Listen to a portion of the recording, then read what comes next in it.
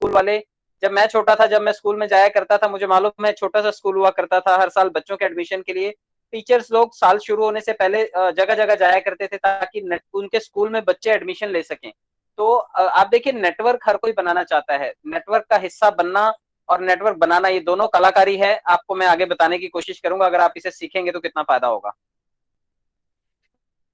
Network marketing और prospecting, नए लोगों को जोड़ना नेटवर्किंग में, उसे प्रोस्पेक्टिंग कहते हैं। आप देखिए कि नेटवर्किंग जो है वो रिलेशनशिप मार्केटिंग भी कहा जाता है।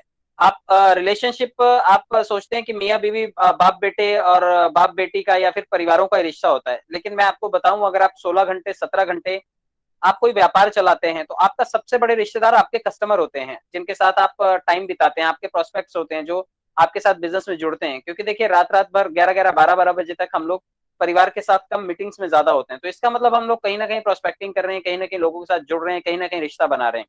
तो प्रोस्पेक्टिंग जो है वो बहुत बड़ी कला है। आगे इसके मैं कुछ स्टेप्स बताऊंगा, अगर आपको फॉलो करेंगे तो आपको प्रोस्पेक्टिंग करने में बहुत आसानी होगी। देखिए network marketing is also known as a relationship marketing और रेफरल मार्केटिंग। आज तक हम जिसे रेफरल मार्केटिंग कहते हैं, हम पर्लवाइन में हैं, हम लोग रेफरल करते हैं। तो रेफरल मार्केटिंग, रिलेशनशिप मार्केटिंग, इनको नेटवर्क मार्केटिंग ही कहा जाता है। तो आप इस नेटवर्क मार्केटिंग में अगर जुड़े हैं तो आप रेफरल प्रोग्राम का हिस्सा बने हैं, लेकिन आपको रिश्ते बनाने पड़ेंगे।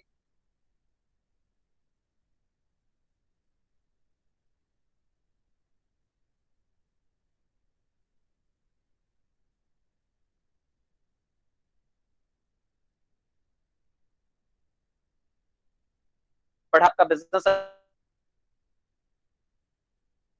अच्छा ग्रो कर सके, आपका ये सिस्टम चल रहा है, इससे वो प्रोस्पेक्ट भी अच्छा कमाए, तो आप खुद भी कमाएं और आपका प्रोस्पेक्ट भी कमाए, ये हमारा मेन ऑब्जेक्टिव होता है। तो हाँ, कैसे आप इसको अश्योर करेंगे कि आपके साथ जुड़ने वाला आदमी आपके साथ कमाए भी और आप उसको जोड़ने में कुछ स्किल सेट्स भी यूज करें। तो आगे आप देखिए कि ये एक जो नेटवर्क मार्केटिंग है ये प्रोवाइड करती है आपको बेस्ट अपॉर्चुनिटी, सिर्फ पैसे कमाने के लिए नहीं बल्कि पर्सनल डेवलपमेंट के लिए भी। आप में से जितने लोग भी, अभी भूम सिंह जी 2-4 दिनों से मैं सुन रहा हूँ वो बहुत अच्छा बोलते हैं। देखिए आज भूम सिंह जी 2021 में उभर के सामने आ रहे हैं, लेकिन 2020 तक भूम सिंह जी को कोई नहीं जानता था, चेनाराम जी को कोई नहीं जानता था, रविंद्र पासको, प्रेम नारायण जी को, अमिताभ बच्चन जी को, भले वो क्लास 1 ऑफिसर थे लेकिन लोग नहीं जानते थे। तो आप इसे नेटवर्किंग की ही पावर समझिए कि इसमें आने के बाद पर्सनैलिटी के ऊपर भी आपको काम करने का मौका मिलता है, जिसकी वजह से लोग आपको जानने लग जाते हैं, आपका व्यक्तित्व तो निखर के आता है, आप बोलना सीख जाते हैं, कॉन्फिडेंट हो जाते हैं, अपने आप को आप बहुत अच्छे स्तर पर रखना सीख जाते हैं, विचार आपके अच्छे हो जाते हैं, आपकी लाइफ भी ट्रांसफॉर्म होती है और आपके पास पावर मिलती है दूसरे लोगों की लाइफ बदलने की। सोचिए कल तक हम भले ही कितना भी कमाते थे, लेकिन हमारे पास ये पावर नहीं थी कि हम लोगों की लाइफ को चेंज चेंज कर सकें, लेकिन नेटवर्किंग ये पावर देती है कि आप दूसरों के जीवन को भी बदल सकते हैं और इससे आपको एक सेटिस्फेक्शन भी मिलता है और लाइफ चेंजिंग एक्सपीरियंस हम लोगों को देते हैं। आप सोचिए कि कितनी बड़ी संतुष्टि है कि आज आपकी पढ़ाई लिखाई भले ही कम हो लेकिन आप लोगों को रोजगार दे सकते हैं। आपके पास इस लॉकडाउन की सिचुएशन में, इस क्राइसिस के टाइम में भी लोगों को रोजगार देने का एक बहुत बड़ा मौका है। आपको सिर्फ माइंड सेट बनाना पड़ेगा और इसकी वजह से ही आप आगे चल करके प्रॉस्पेरिटी की तरफ बढ़ सकते हैं। तो चलिए 9 टिप्स है मेरे पास जो मैं आपको शेयर करूंगा। आप एक मेन चीज होती है कि जो भी कॉम्पनसेशन है, आप देखिए नेटवर्क मार्केटिंग में कॉम्पनसेशन मिलता है। कॉम्पनसेशन का मतलब है कि सिर्फ आप कमाते हैं उससे पैसा नहीं आता, आप जो नेटवर्क बनाते हैं, जो आपका डाउनलाइन, आपका जो प्रोस्पेक्ट है, जो आपकी टीम का जिसे आप लाइफलाइन बोलते हो, वो भी कुछ काम करता है तो आपके पैसे बनते हैं। तो ये बहुत बड़ी बात है क्योंकि ये सबसे बड़ा फायदा होता है। इसे कॉम्पनसेशन समझिए कि आप इसमें मेहनत कर रहे हैं, बदले में आपको ये हर्जाना भी मिलता है कि आपने काम किया और आप इसके बदले में पैसे लेकर के जाइए। तो चलिए मैं आपको लेकर के चलता हूं, आप इन पॉइंट्स पर आइए। सबसे पहला देखिए कि इसमें पॉइंट है shift your focus from yourself to your prospect. ये देखिए बहुत सारे लोग आज भी जो है इस पहली लाइन का मतलब नहीं समझते। वो आज भी जब पर्ल वाइन में है, तो मैं इसको एग्जांपल से समझाऊंगा, पहले मैं इसके बारे में आपको बता देता हूँ। ये 9 के 9 पॉइंट्स में आगे एक्सप्लेन कर रहा हूँ आपको, मैं स्टेप बाय स्टेप लेता हूँ।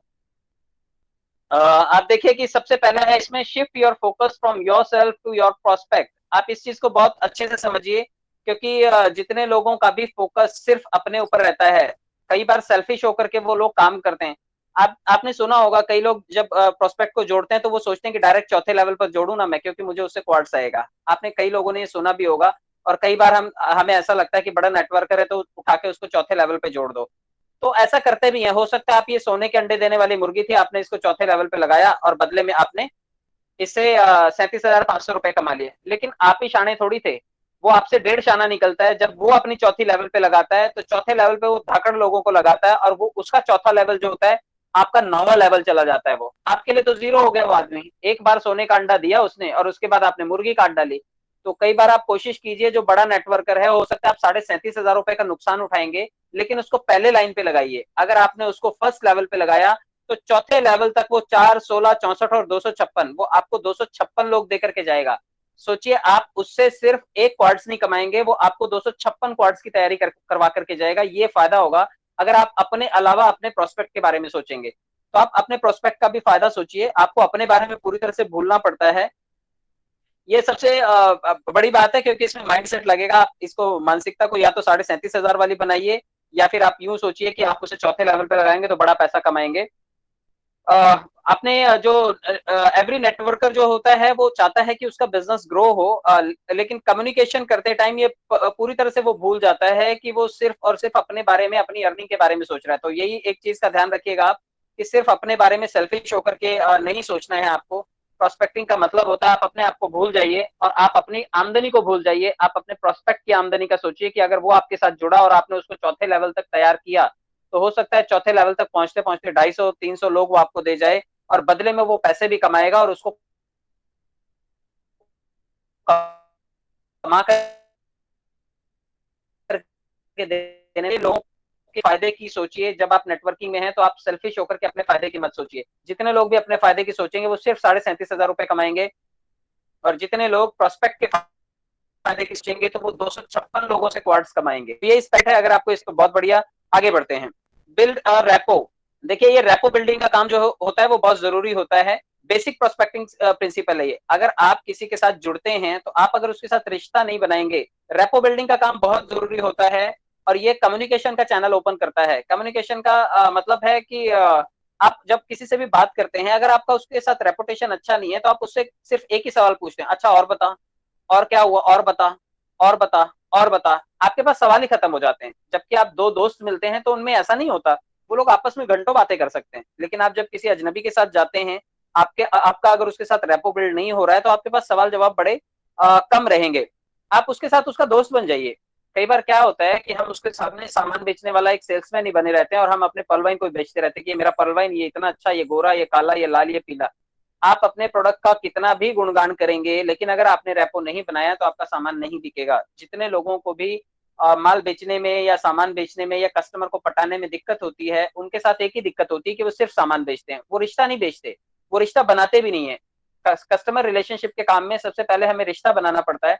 आप जाइए ना घर पे, आप पूछिए उसके गांव के बारे में, पूछिए उसके बच्चों के बारे में, पूछिए उसके स्कूलिंग के बारे में, पूछिए उसकी हॉबीज के बारे में, उसके पेरेंट्स के बारे में, उसके सपनों के बारे में, उसकी पास्ट लाइफ के बारे में, उसकी गर्लफ्रेंड के बारे में, उसकी बीवी के बारे में। जो मर्जी लगता है आपको, आप उससे बातचीत कीजिए। जब आपका उसके साथ हंसी मजाक वाला एक थोड़ा दोस्ताना व्यवहार बन जाएगा, रेपो बन जाएगा, तो वो आपके साथ डील करने को तैयार हो जाएगा। तो आपका दोस्त बनना चाहिए आपका प्रोस्पेक्ट।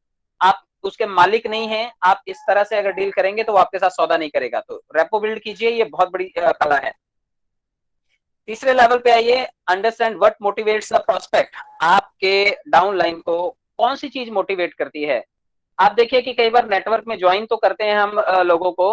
आपके साथ जब वो जुड़ता है तो उसको एक ही उम्मीद होती है कि मेरी लाइफ में ये अड़चन चल रही है, मुझे इस चीज का फायदा मिलना चाहिए। आप उसकी कौन सी प्रॉब्लम को सॉल्व कर रहे हैं और उसको क्या फायदा दे रहे हैं। देखिए, कुछ लोग आपके साथ जुड़ेंगे जिनको फाइनेंशियल सिक्योरिटी चाहिए होगी। फाइनेंशियल सिक्योरिटी मतलब उनके जीवन में पैसा बड़ा कम है। वो लोग बेचारे पैसे के लिए इधर उधर मारे मारे फिर रहे हैं, छोटी मोटी नौकरी कर रहे हैं, दिहाड़ी कर रहे हैं, किसी न किसी के पास बेगारी का काम कर रहे हैं, मजदूरी का काम कर रहे हैं, मनरेगा में काम कर रहे हैं जाकर के। लेकिन उनको फाइनेंशियल सिक्योरिटी नहीं मिली है, इसलिए भी लोग जुड़ना चाहेंगे क्योंकि उनको पैसे चाहिए। कुछ लोग आपसे एडिशनल इनकम चाहिए कि भाई मैं कमा तो लेता हूँ ठीक ठाक, लेकिन यार मेरे को थोड़ा ऊपर की आमदनी और चाहिए, मैं जिंदगी में कुछ और करना चाहता हूँ, सपने हैं, बच्चों के सपने हैं, घर लेना है, गाड़ी लेनी है, इसलिए भी वो आपसे जुड़ना चाहता है।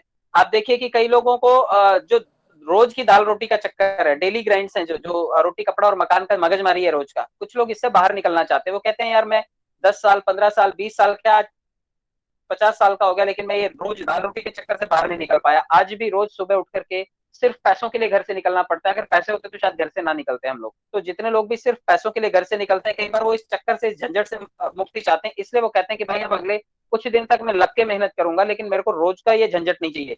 मैं मेहनत करके अपनी लाइफ को सेटल करना चाहता हूँ, शायद इसलिए भी जुड़ेंगे। कई लोगों को बिजनेस ऑनरशिप चाहिए होती है। कई लोग कहते हैं यार किसी सेठ के यहाँ गुलामी करते करते मेरे को 50 साल हो गए, सेठ हाँ बोलता है तो हाँ, सेठ ना बोलता है तो ना। तो ऐसा लगता है कि सेठ का कुत्ता बन गया हूं मैं। वो जब बोलता है भौंको तो मैं भौंकता हूँ, जब वो बोलता है पूंछ हिलाओ तो मैं पूंछ हिलाता हूँ, जब वो बोलता है हाँ तो मैं हाँ। वो दिन को रात और रात को दिन बोलता है, मुझे वो बोलना पड़ता है। तो देखिए कुछ लोग बिजनेस खुद का करना चाहते हैं, तो पल भाई ने एक अपने आप में ऐसी अपॉर्चुनिटी है जो कि उनको खुद का सेल्फ सेल्फ मेड बिजनेसमैन बनाता है। तो जितने लोग भी खुद बिजनेसमैन बनना चाहते हैं वो डेफिनेटली इस काम में आएंगे। तो ये 3-4 कारण हो सकते हैं लोगों के जुड़ने के। आप कारण ढूंढिए, अगर आप उस कारण को पकड़ पाए तो वो आपके साथ बिल्कुल जुड़ेगा। और आपको एक चीज ये समझनी पड़ेगी कि उसको मोटिवेट कौन सी चीज करती है। कई बार हो सकता है वो एक्स्ट्रा इनकम के लिए आया हो, लेकिन आप उसको बिजनेस का मालिक बना रहे हैं। उसको मालिक नहीं बनना है, उसको खाली एक्स्ट्रा इनकम चाहिए थी, तो आप उसको एक्स्ट्रा इनकम के बारे में समझाओ। कई बार वो सिर्फ दाल रोटी के चक्कर में आया होता है कि यार मेरे को इधर उधर नहीं भटकना पड़े, मेरे को इस जगह से सब कुछ मिल जाए, और आप उसको बिजनेस ऑनर बना रहे होते हो, आप उसको फाइनेंशियल सिक्योरिटी दे रहे होते हो। कई बार छोटी छोटी जरूरतें होती हैं। मैं आपको बताऊं, कई लोग सिर्फ 1125 मिलता है ना, इस वजह से सिस्टम को ज्वाइन कर लेते हैं। तो आप लोग जितने लोग भी हैं, पहले इसका कारण ढूंढिए कि उनको मोटिवेट क्या करता है, और अगर आपने उनका मोटिवेशन का कारण ढूंढ लिया तो आप उनको पंप अप करके उनके काम को करवा पाएंगे। आगे देखिए कि इसके लिए अच्छा माइंडसेट कीजिए, बेटर फ्रेमवर्क कीजिए, और उसके माइंड में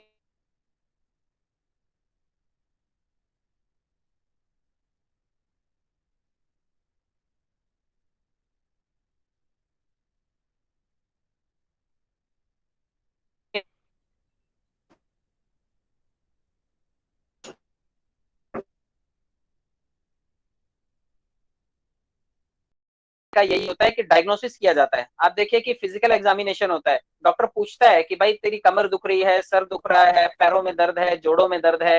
ये हो गया फिजिकल एग्जामिनेशन। उसके बाद होता है एक जो ब्लड टेस्ट होता है, यूरिन टेस्ट होता है, और आप देखिए कि स्टूल टेस्ट होता है। तो ये सीरम टेस्ट होता है, थूक टेस्ट होता है। तो ये सब चीजें हो गई जो उसका पैथोलॉजिकल एग्जामिनेशन होता है। और एक होता है रेडियोलॉजी, जिसमें सोनोग्राफी हो गई, आप देखिए कि एमआरआई हो गई, या फिर ईईजी हो गई। तो ये सारी चीजें हो गई, इसको बोलते हैं कि रेडियोलॉजी।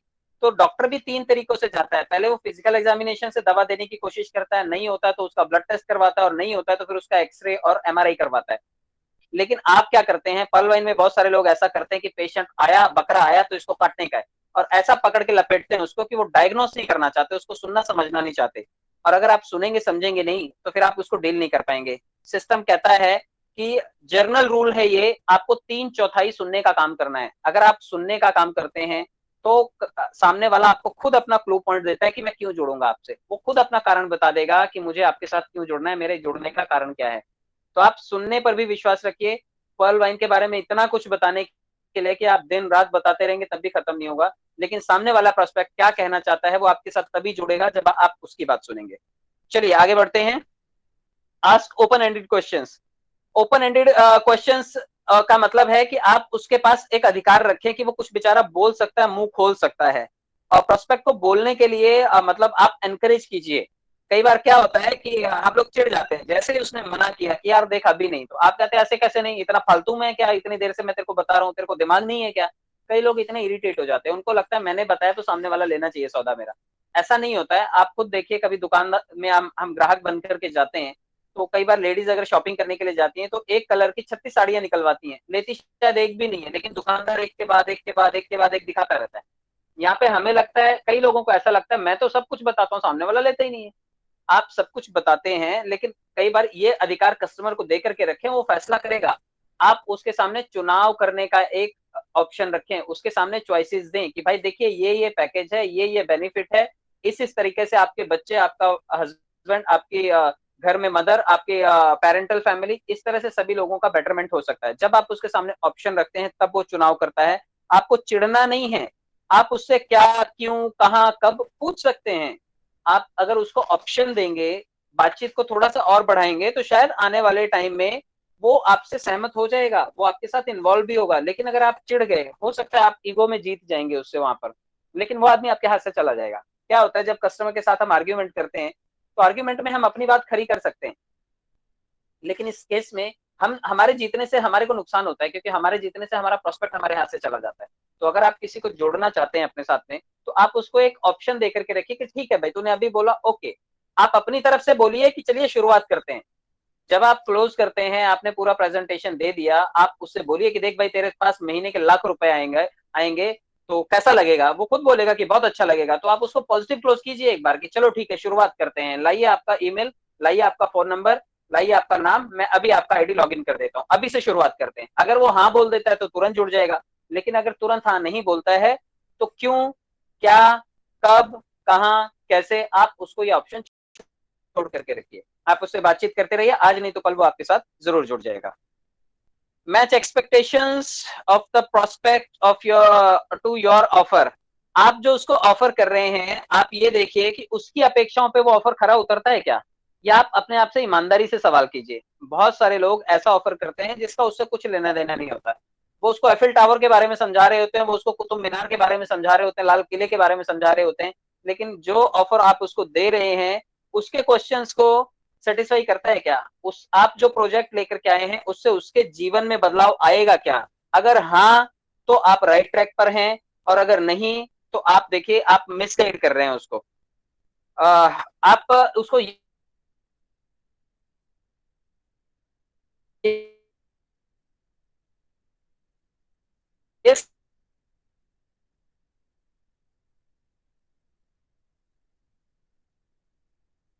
समझा सकते हैं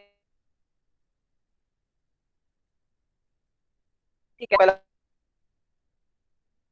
2250 रुपए लगाए, शाम तक 6000 लोग आ गए आपको कवर अप देने के लिए, कवर फायर देने के लिए। आर्मी में होता है, अगर आपने बॉर्डर पिक्चर देखी होगी तो बॉर्डर पिक्चर में देखिए कि जब सोल्जर्स के पास से किसी इंजर्ड सोल्जर को लेकर के आना होता था तो वो धुआं, जो आंसू गैस के गोले हैं वो छोड़े जाते थे, तो धुआं धुआं हो जाता था, पीछे से जाकर के चुपके से वो लेकर के चले आते थे। आप देखिए कि कवर फायर जरूरी है।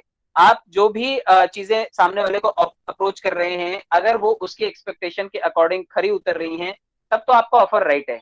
कवर फायर उसे देने के लिए लोग आ रहे हैं, या आप उसको समझा पाते हैं कि भाई तुम्हारा बिजनेस बिल्कुल सिक्योर्ड है, क्योंकि ये लोगों से चलता है और रोज 7,000 6,000 लोग सिस्टम में आ जाते हैं। वो मान जाएगा बात आपकी, क्योंकि अकेले आदमी को कहीं पर भी बिजनेस करने में डर लगता है। क्यों लोग पूछते हैं आपसे कि भाई कोई और जुड़ा है क्या, इससे किसी और ने पैसा कमाया है क्या, किसी और को 32 लाख आया है क्या?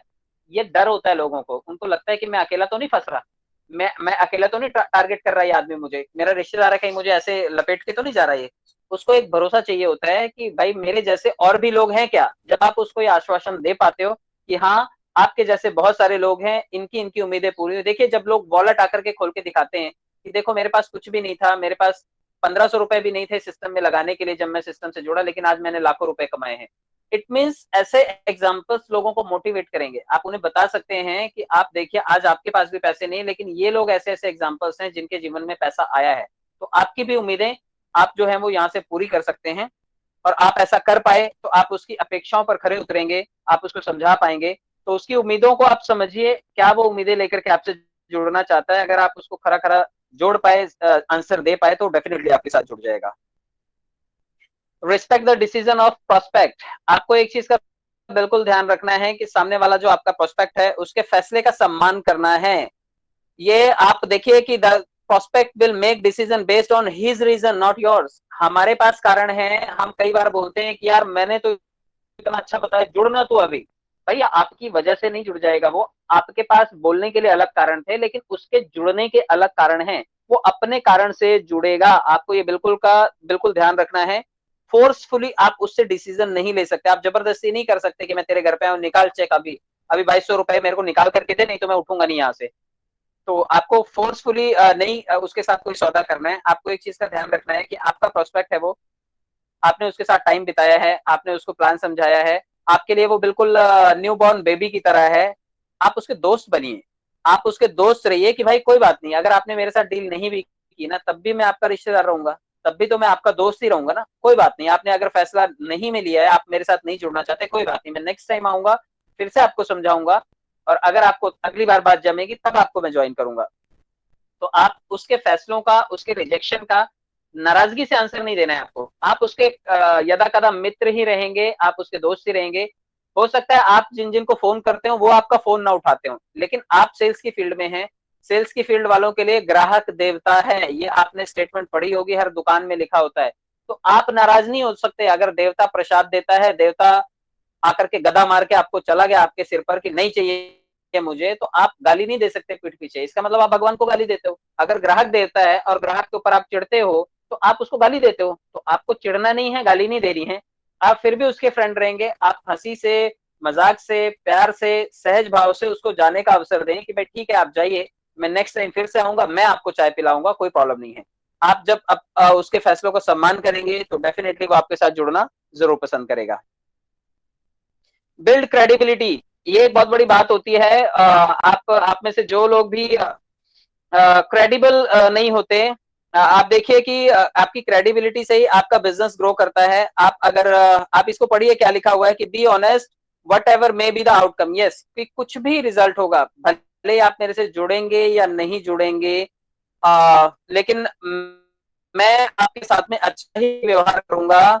Your prospect should develop faith in you and trust you to help him in growing his business. आपका प्रोस्पेक्ट जो है वो आपके ऊपर इस चीज को लेकर के जरूर विश्वास करना चाहिए कि जेन्युइन आदमी है। कई बार आदमी आंखों से देखने पर समझ में आ जाता है कि बेईमान है, चोर है, चीटिंग करने के लिए आया, फंसाने के लिए आया। देखिए ग्राहक बहुत समझदार होता है, बहुत चालाक होता है, उसको पहली नजर में पता चल जाता है कि ये आदमी मुझे चिपकाने की कोशिश कर रहा है, जबरदस्ती सामान बेचने की कोशिश कर रहा है, महंगा बेचने की कोशिश कर रहा है, और मुझे जरूरत नहीं है फिर भी मुझे यही चीज दे रहा है। तो ग्राहक बहुत चालाक होता है। आपको एक चीज का ये ध्यान रखना है कि आप, आपकी क्रेडिबिलिटी अच्छी होनी चाहिए। आप उसके सामने ऐसा नहीं प्रूफ करने चाहिए कि आप जबरदस्ती कर रहे हैं। आपके ऊपर वो ये भरोसा करना चाहिए कि ये आदमी कुछ भी हो यार, ये आदमी बात बहुत अच्छी करके गया, ये सचमुच चाहता है कि मेरे जीवन में बदलाव आए, मेरे जीवन में पैसा आए, मेरा बिजनेस ग्रो करे, मेरी लाइफ बेटर हो, ये आदमी सचमुच चाहता है। तो जब आप इतनी क्रेडिबिलिटी बना पाएंगे उसकी नजरों में, आप अपनी वैल्यू बना पाएंगे, तो डेफिनेटली आप उसकी नजरों से कभी गिरेंगे नहीं। अगर आप उसे जबरदस्ती बेच दें एक बार, तो हो सकता है एक बार सौदा तो बिक जाएगा आपका, लेकिन आपकी क्रेडिबिलिटी जीरो हो जाएगी, आपकी फेस वैल्यू खराब हो जाएगी। जो लोग बार बार फेस वैल्यू की बात करते हैं, वो यही फेस वैल्यू है, क्योंकि आप कभी कभी जबरदस्ती का सौदा कर लेते हैं, आप अपनी फेस वैल्यू खराब कर लेते हैं। तो आपको ये चीज का ध्यान रखना चाहिए कि सौदा जबरदस्ती का नहीं होना चाहिए। आपकी इज्जत उसकी नजरों में हमेशा रहनी चाहिए कि यार ये मेरा सीनियर है, ये मेरा अपलाइन है, ये मेरे पास आया था, इसकी वजह से आज मेरी लाइफ में चीजें अच्छी हो रही हैं और मेरा बिजनेस ग्रो करेगा, ये हमेशा चाहता है। तो ये बोल रहा है कि क्वार्ट्स मार तो मैं मारूंगा, ये बोल रहा है कि तू डबल क्वार्ट्स मार तो मैं जरूर मारूंगा, ये बोल रहा है 4 लोग सिस्टम में लेकर के आ तो मैं जरूर लेकर के आऊंगा। तो आपकी फेस वैल्यू आपके सारे काम करवा लेगी आपके प्रोस्पेक्ट से।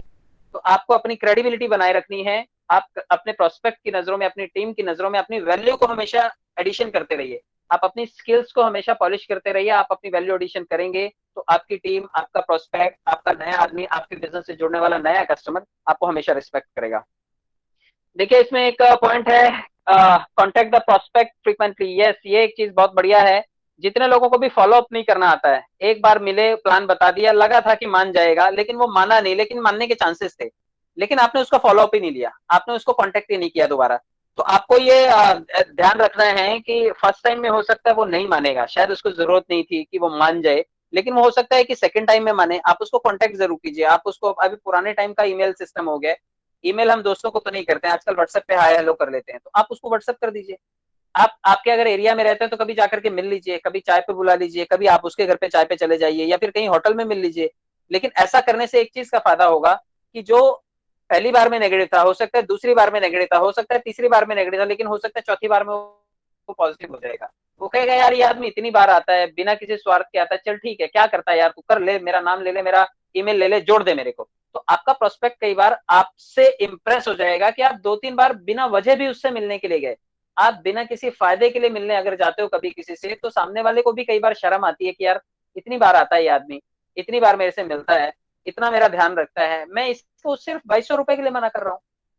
तो आपके साथ वो कई बार शर्म खा करके भी आपके साथ जुड़ जाएगा। तो आपको ये चीज का ध्यान रखना है कि आपको अपने प्रोस्पेक्ट को फ्रीक्वेंटली कांटेक्ट करना है, और ये 20-25 दिनों का टाइम शायद इसीलिए भी मिला है कि आप अपने लोगों को कांटेक्ट कर सके, कुछ नए लोगों को जोड़ सकें, उनके साथ चाय कॉफी की डेट पे जा सकें। आजकल तो मैं वो कार्टून वाली सीरीज भी बनाता हूँ, उसमें एक रज्जो आंटी है, वो जाकर के मिलती है, लोगों से भी मिलना चाहती है, वो उसका पेट ही फूलता रहता है जब तक वो किसी से बात नहीं करती। पुरानी पिक्चरों में कादर खान को आपने देखा होगा कि वो खुजाता था, जब तक वो खुजाए नहीं तब तक उसके पास आइडिया नहीं आता था, जब तक टमाटर और अंडे नहीं पड़ते थे उसके पास आइडिया नहीं आता था।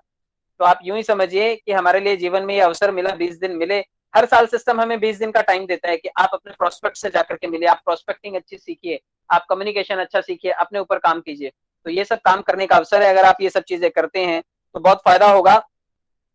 आपको एक चीज का और ये भी करना है, जो आपको ज्यादा रिजल्ट देने वाले लोग हैं, आप देखिए आपकी टीम में कुछ लोग होंगे जो बहुत बढ़िया काम करते हैं, तो आपको उन लोगों पर फोकस करना है। ये कस्टमर के पॉइंट ऑफ व्यू से समझाया गया है, क्योंकि वो चीजें जल्दी मानते हैं, जल्दी खरीदते हैं, जल्दी खर्चा करते हैं, जल्दी आपकी बातों को पब्लिसिटी करते हैं, आपके लिए प्रीमियम वैल्यू एडिशन करते हैं वो। आप यूं सोचिए कि आप में आपकी टीम में होंगे शायद 300 लोग, होंगे शायद 3000 लोग, लेकिन उसमें से कितने लोग अपने आप को अपग्रेड करने के लिए तैयार हैं। तो ऐसे लोगों को जरूर टारगेट कीजिए जिनमें पोटेंशियल है, जो आपको जल्दी रिजल्ट दे सकते हैं, जो जल्दी काम कर सकते हैं। क्योंकि देखिए रेस में भागने वाला घोड़ा और मार ढोने वाला गधा, दोनों में फर्क होता है। तो आपको रेस में भागने वाले घोड़े सिलेक्ट करने हैं, ना कि माल ढोने वाले गधे।